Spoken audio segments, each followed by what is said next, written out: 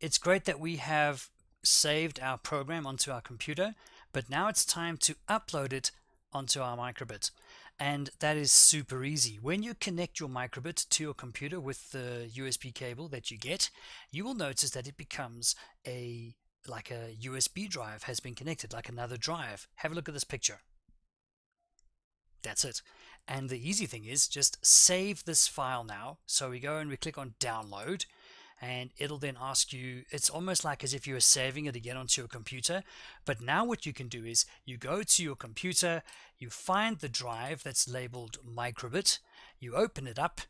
Let me just go ahead and open it up, and you then save. And you will notice as you hit save, that yellow light will flash and flicker, and as it's flickering, that means it's busy uploading the program onto the Microbit.